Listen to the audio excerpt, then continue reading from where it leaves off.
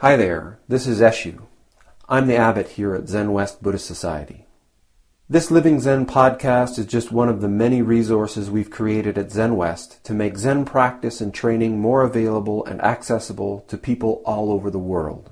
Instructional videos, printable resources, and much, much more are also available on our website at www.zenwest.ca.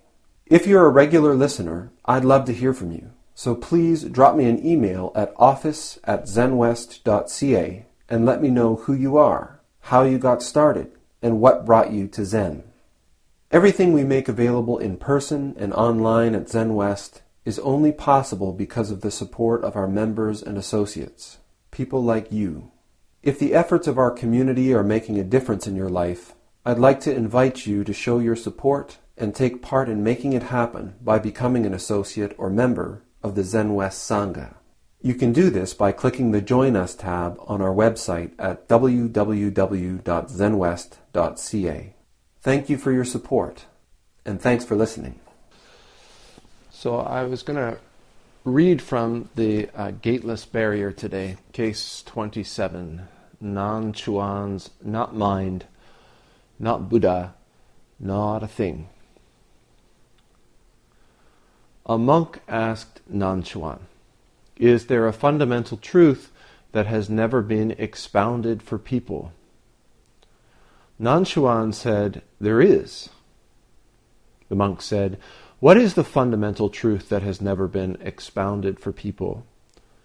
Nanchuan said, "It is not mind, it is not Buddha, it is not a thing." Wu Men says, at the question, Nanchuan used up all his personal treasure immediately and became quite debilitated. Wu Men's verse says, "Scrupulous care dissipates your virtue. No words truly have an effect. Though the great ocean becomes a field, it cannot be communicated to you." 3 bells, please.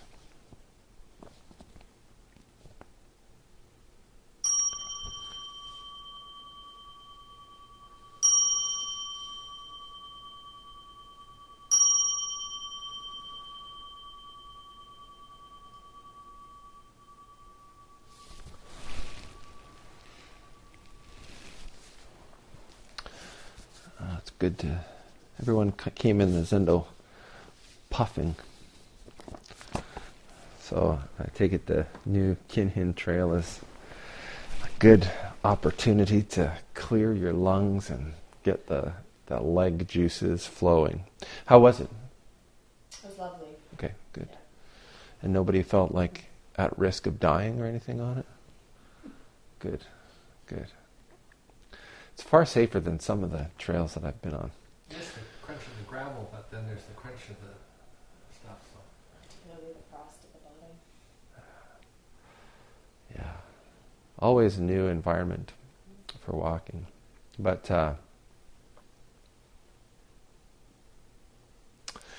one of the things, especially in this particular tradition of Zen, is really recognizing that there is always there's a physical component to practice. We've got to take care of our bodies and our minds and our hearts. We have to take care of our whole being. And one of the real risks is in meditation practice is that we don't do that.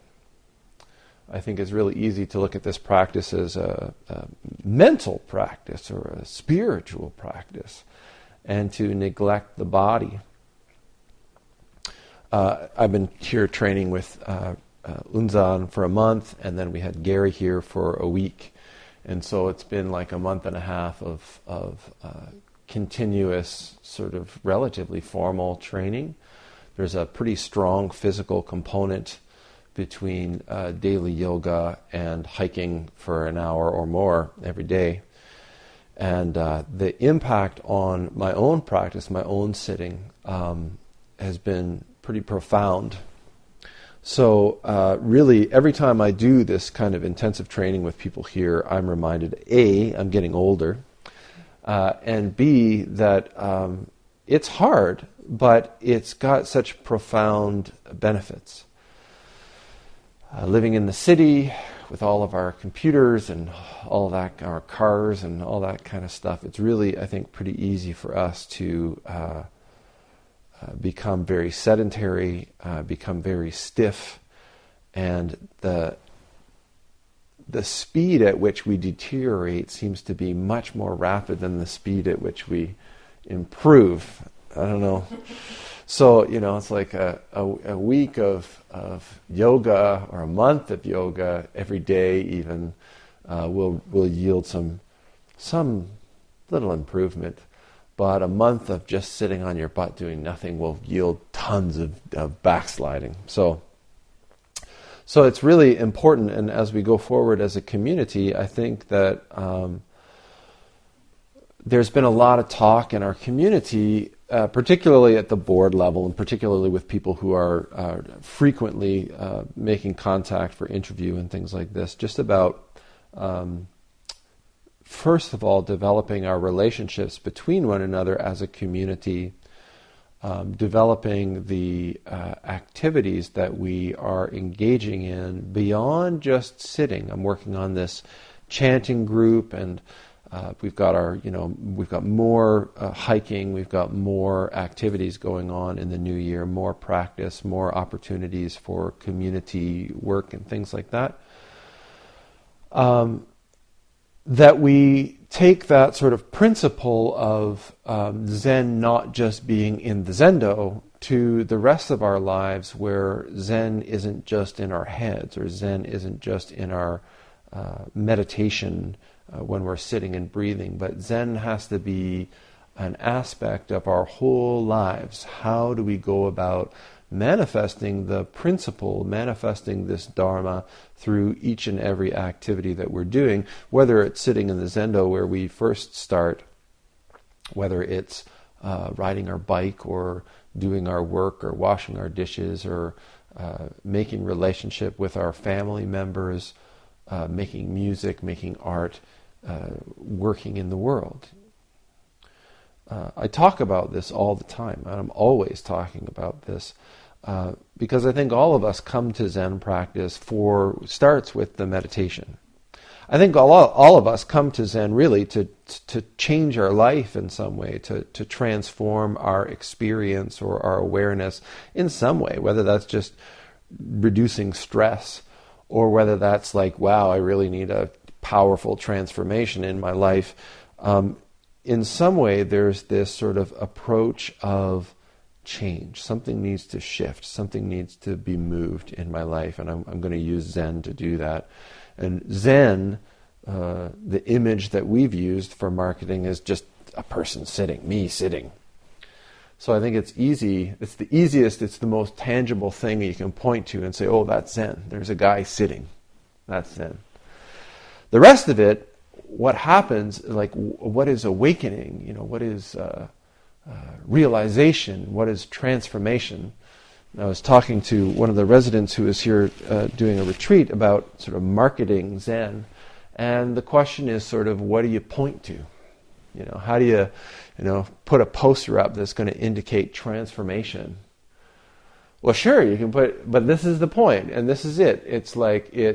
You could show a person doing dishes, and you could show a person, working in a lab or playing a cello or, doing all the things that we do. But would the people get it, right? You'd see a poster of this guy doing dishes and go, Zen is dishes. I'm not going anywhere near that place, right? And because the so much of what we're doing is related to our awareness or our subtle realization and experience of relationship, our relationship to the activity that we're doing in particular, but to the people around us, to the environment that we're in, and to the world as a whole, really. So how do you point to that? When we're talking about Buddhism, when we're talking about what art is, when we're talking about what makes great music or what makes love, for example, all you can do is sort of use really coarse examples.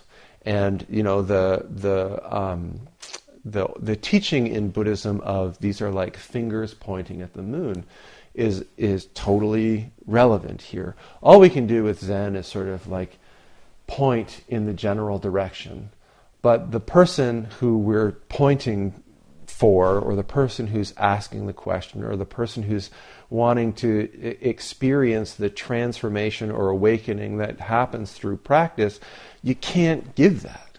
You can't, say, oh, well, here, let me just break you off a piece of my awakening, take that, and, off you go. You can't do that. All you can do is give these really sort of coarse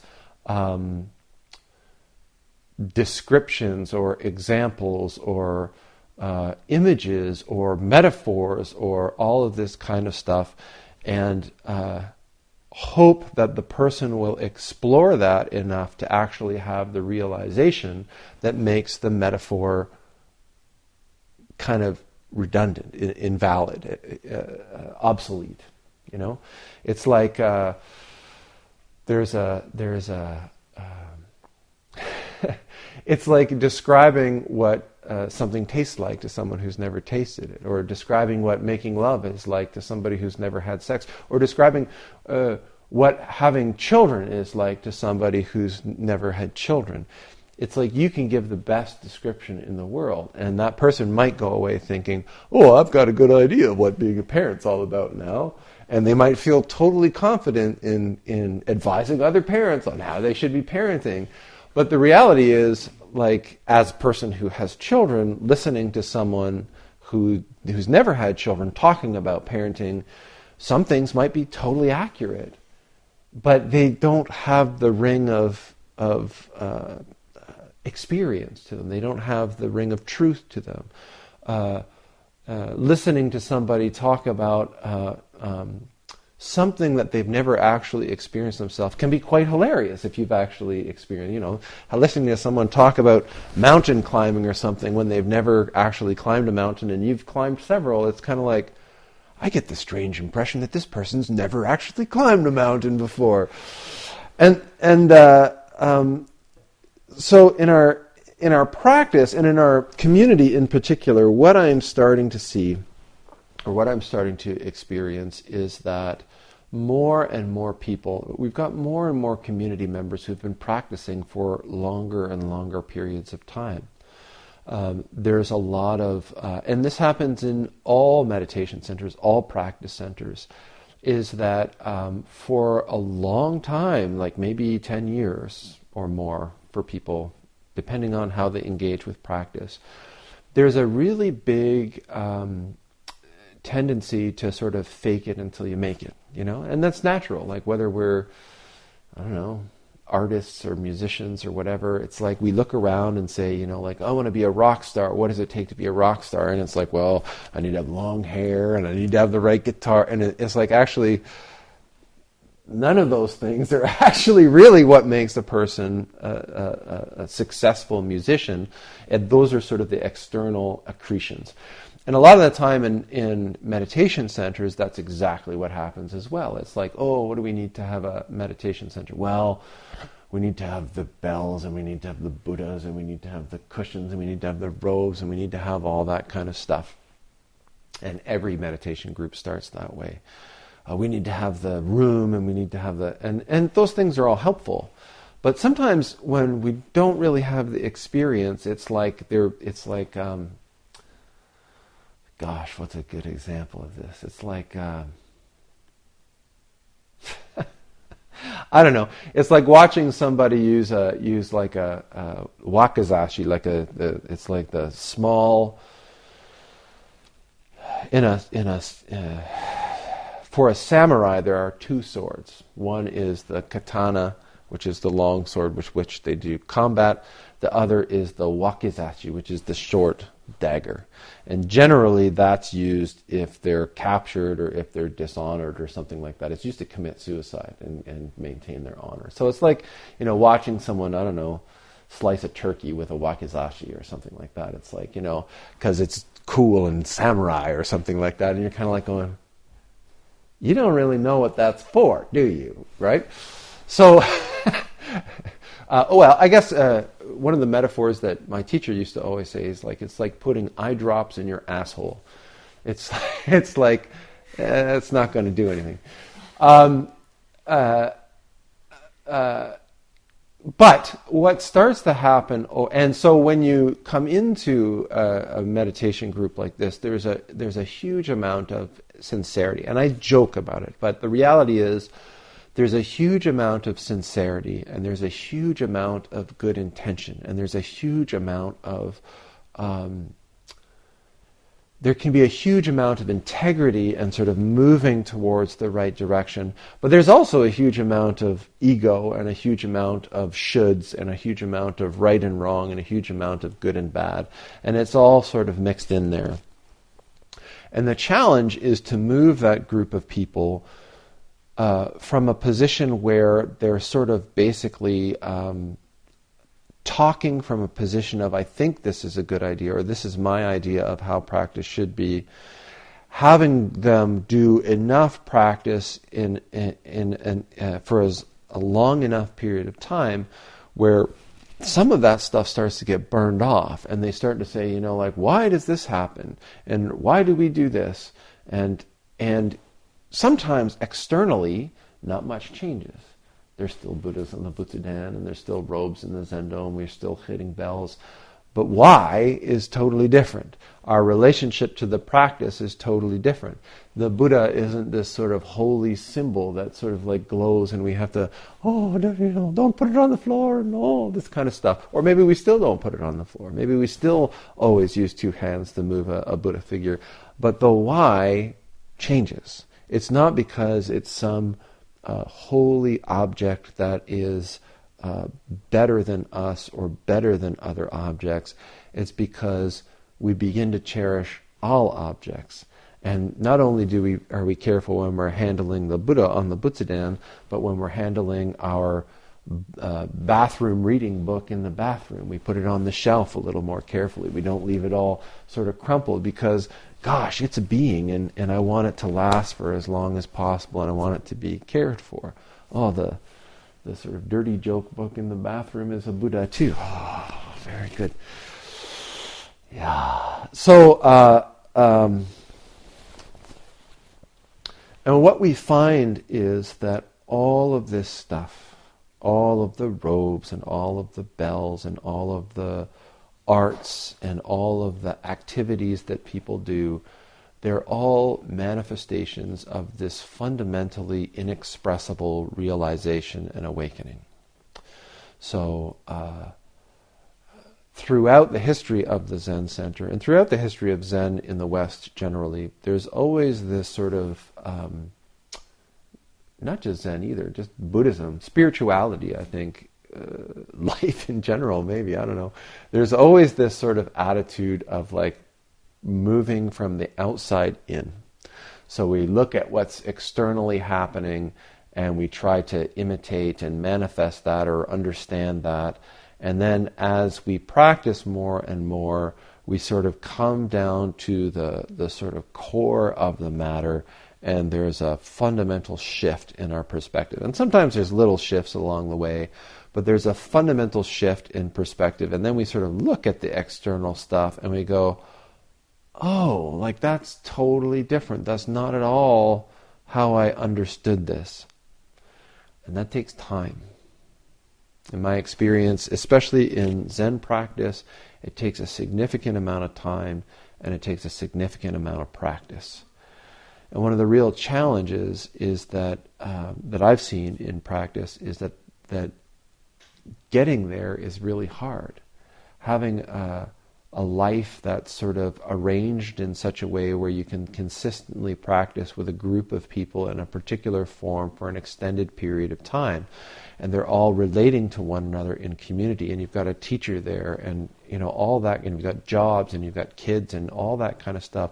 It's so many variables that to be able to consistently practice a particular sort of form or a particular direction for an extended or sufficient period of time, whether that's 5 years or 10 years or 20 years, it's, especially in our culture that's changing all the time, it's really next to impossible.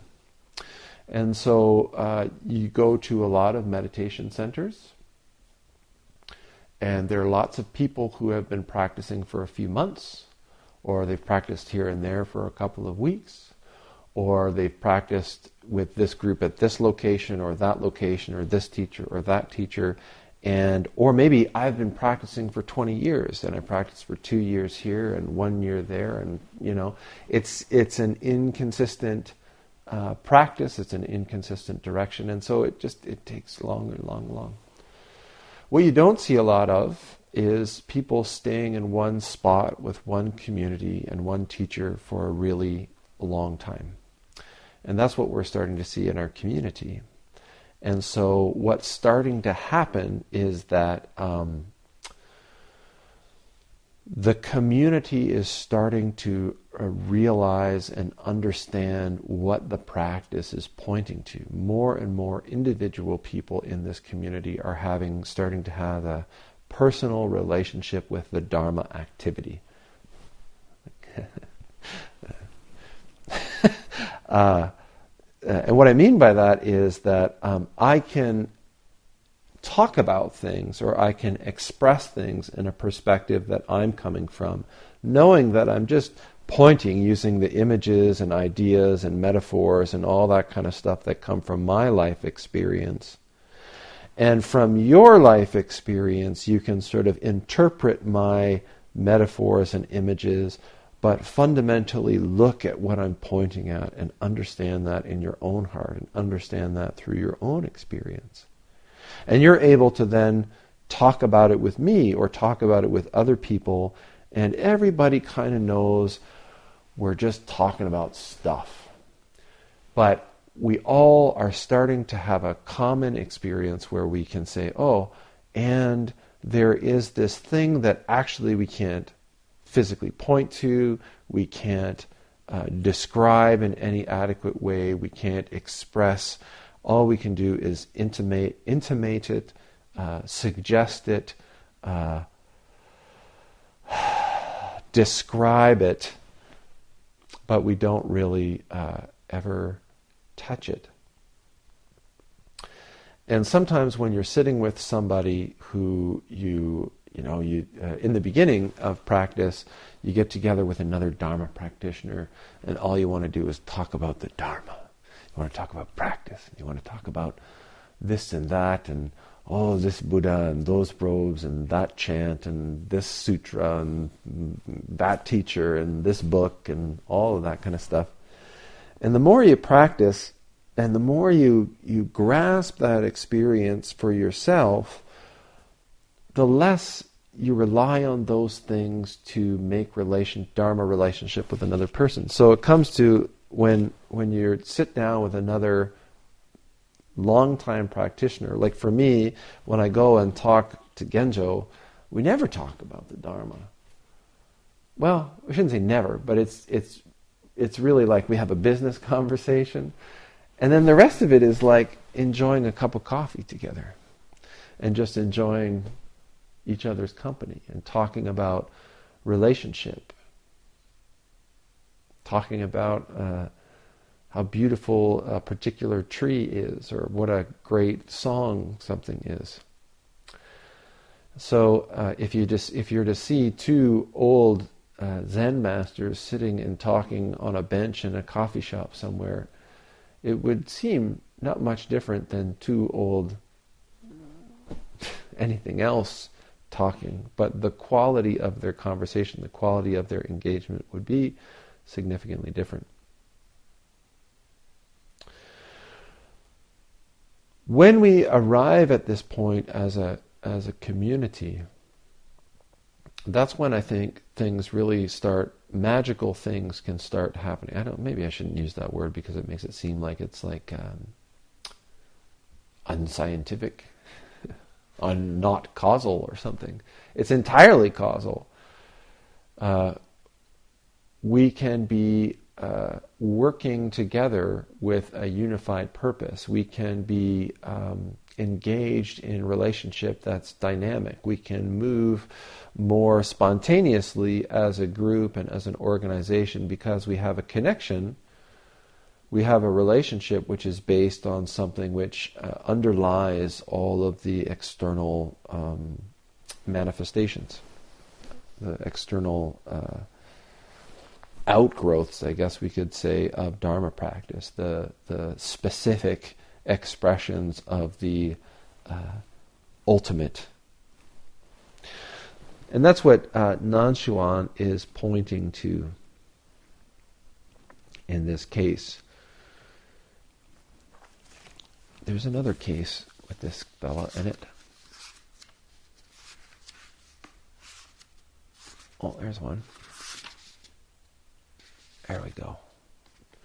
Yeah, Nanchuan, Joshu. Nansen is Nanchuan in Japanese, and one of his most famous students was Joshu, Zaozu, Joshu's Mu, and all the other ones. And so this is case 27. In case 19, basically the same question is being asked. And please, this is a Dharma talk, so you can be comfortable, you can adjust your seats and, not be in pain. So Joshu asked Nanchuan, what is the Tao? What is the way? And this is not terribly different from the question that this other monk is asking. Is there a fundamental truth that has never been expounded for people? Nanchuan responded to Joshu and said, ordinary mind is the Tao. Zaozu says, should I direct myself towards it? Nanchuan says, if you try to turn towards it, you go against it. So there's this whole conversation, and I suspect that this one with Zaozu predates this one. And in fact, it's like a follow-up question. Because his response kind of pulls the carpet out. He's looking for something solid. Ordinary mind is the way. He's heard. But Nanchuan this time says it is not mind. Because if we take up the idea that there is some kind of mind, some particular aspect or some particular experience of mind that is fundamental or better or different, then we're taking a particular object and saying, oh, that's it. And so Nanchuan kind of just pulls the carpet out. It is not the mind. It is not the Buddha. It is not a thing. It's not an object. This fundamental truth or this fundamental Dharma, it's never been expounded for people because it can't be described. It can't be caught. You can't encompass it. It can only be realized through our moment-to-moment activity, our moment-to-moment awareness. I guess you could say it can only be realized through the activity of our life itself. And so this is why in our practice there's this focus on engaging. We separate from our lives so much and sort of like observe it and think about it and worry about it and plan it and all that kind of stuff. More and more, I see people with phones, their devices, and I love my little Google Brain. But more and more, I'm also seeing people disconnect with the food that they're eating, the air that they're breathing, the people that they're engaging with, because they're just distracted. They're all over the place. And distraction is one thing. Mental not being aware is one thing. But the challenge for me is that they're disconnecting from their very relationship with this whole cosmos. I guess I shouldn't say they. I find that when I am distracted, whether it's by a device or whether it's by just busyness or whether it's by the stuff that's going on around me, and then I stop and I actually pay attention and I draw myself into relationship with the physical world that's around me, or I just even take a moment and engage with a sip of tea, then there's this powerful connection, a powerful transformation that takes place in which I realize that the separation is an illusion. The distance is something that's totally transient and can melt away in an instant. Women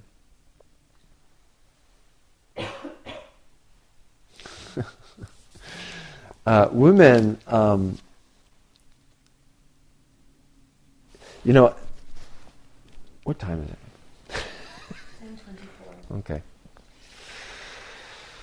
Women, the way that the Mumonkan is, the Gateless barrier is structured, I don't know if it's because I did a play recently and my whole sort of theater mind is like back on again. I'm always reminded about why Zen appealed to me, is that the structure of these is so dramatic. It's like a theater style. And so you've got this sort of main case, which is like a scene that plays out. And then you've got this dude, Wu-Men, who comments about everything. And he's a total smartass, frankly. And often when he's complimenting people, he's actually insulting them. And when he's being a real sharp guy, he's actually being very complimentary. So you've got to kind of watch him. He's like the wise fool or something like that. So he says, Wu-Men says, at the question, when he's asked a question, Nanchuan just used up all his personal treasure immediately and became quite debilitated. He just bet the farm on that response. He gave it all away. And so from a conventional mindset, we look at this as being a terrible thing. Someone asked him a question and he just blew the whole thing on the spot. So he seems to be sort of cutting. But from a perspective of a Zen teacher, there's no exhaustion of this. In the third case or something like this. Let me see. Is it third? Oh, yeah, third. Not losing my mind. The last part of the case is Juzi's one finger. You remember this one? Okay, so in the last part of this case, Juzi says, I received this one finger Zen from Tianlong. I used it all my life, but never used it up. And so Wu-Men says he just spilled his guts. And we think, oh, what a terrible thing this person's done to have exhausted all of his resources. But there is no exhaustion of that resource. There is no exhaustion of the fundamental activity of the Dharma. Wu-Men saying he totally exposed it to this person who was asking him a question. What an idiot, eh? But this is a hook. Wu-Men's always playing with your little mind and saying, oh, are you still there? Are you following what I'm doing? Because if you sit there and nod, I know you're a fool.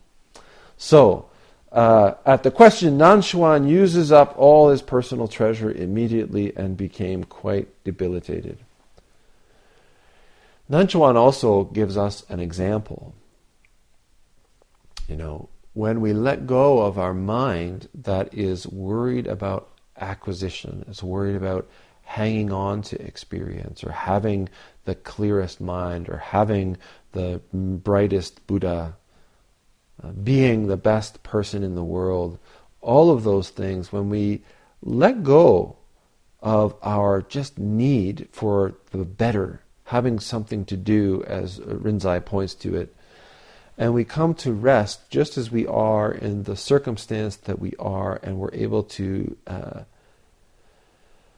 genuinely hear the music, genuinely see the sunset, genuinely taste the tea or the nice hot chocolate or something like that.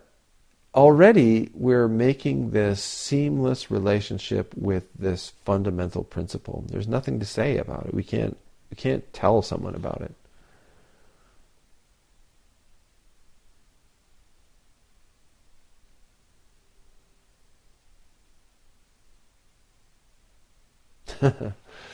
I'm going to kind of wrap it up. It's just the last thing I remember is there's a, I think it was Yasutani Roshi.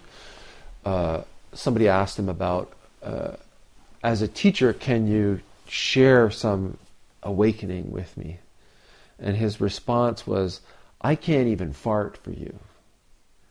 So, like, if I can't do something as mundane and coarse as fart for another person, how on earth could I possibly realize for you or awaken for you or, anything? All I can do is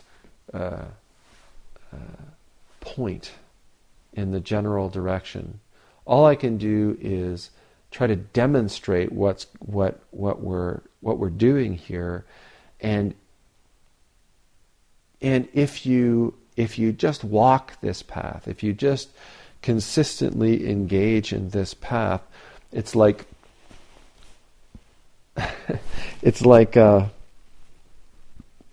using a tool for the wrong thing all the time, and then it's like you have a slot screwdriver or something, and you're using it to, perforate styrofoam or something like that. And then one day you come across this situation where there's like a Phillips screw that's loose, and you sort of look at it, and then you look at the screwdriver, and then you look at it, and you look, and then you go, this tool would really do a good job with that. And all of a sudden there's this this is a good use of this tool. That's kind of what Zen practice is like. This, we do all these things and we think, chanting is a really spiritual activity, or meditations are really spiritual activity, and offering incense to the holy Buddha and all this, this is sacred. And then at one point there's this realization where it's like, the Buddha is a representation of my own nature. And it's not the holy object of the Buddha or even the historical Buddha that's holy and better. It's actually that my own nature is the most wonderful thing in this cosmos. And there's nothing actually outside of it. So now I can go and I can see a tree and say, Buddha. I can see a rock, my own nature. I can say a pile of dog shit. It's a bit harder. Wonderful manifestation of the Dharma activity. People will think you're crazy. But a person who has that experience themselves won't think you're so crazy. They say, I'm not bowing to dog poop, but I know what you're pointing at. Thank you very much. So, thank you for coming. One thing, we're going to do interview because I think there's a couple of you leaving, right? Just one, I think. I thought you were going to. No? Okay. We're going to do interview in the Hermitage. So we're just going to go, I think, in Kinhin order. And there's only 4 people. So, when you're done, come back and the next person can come out and I'll just be out in the Hermitage. Okay? Thank you. Thanks for listening to the Living Zen podcast. If you follow Living Zen through iTunes, I would very much appreciate it if you would take a moment to let me know what you think about it by rating or reviewing the podcast, so that new listeners can also hear what you have to say. Thank you for your time and for your support.